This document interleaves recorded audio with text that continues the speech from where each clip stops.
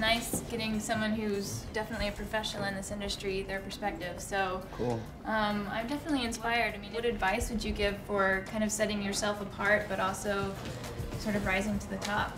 Really study the art form. Really, there's so much information that's out there. You could be, if somebody came before you and showed you how to do it, you should be able to learn from their level of excellence and take it to the next level. My advice is like, you know, the stakes are high with it. For me, it's like life or death.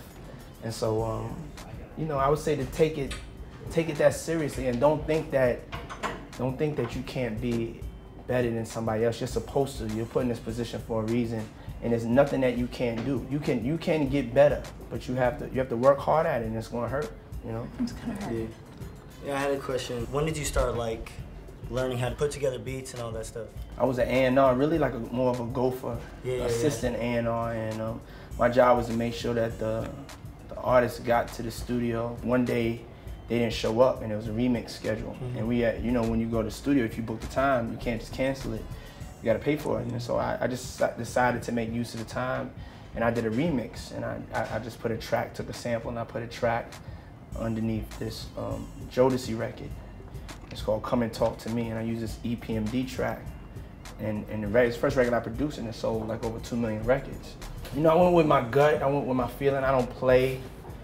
I barely program, because I just like to be free and go with my gut and kind of direct the direction. But everybody's different. Some people, you know, they lock in, they play 20 instruments, they like to be in a room by themselves. I like to just vibe.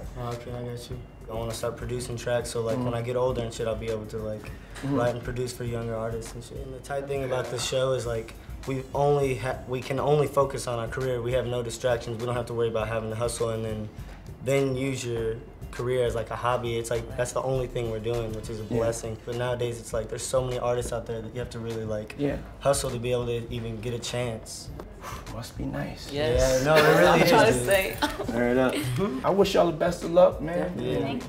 And I would just say, really believe to the point where they think you crazy. Yeah. You know what I'm saying? You know what? I retweeted one of the quotes you did from Muhammad Ali. Yeah. Said, I believed I was the greatest before I even knew. I was great. Yeah, I was like, damn, that's some deep shit. Cause, like, honestly, I was having a conversation with her the other day. I was like, in the back of your mind, it doesn't matter. You can't have any doubt. You have to believe that you can do it better than anybody else out there. Period. I appreciate y'all, man.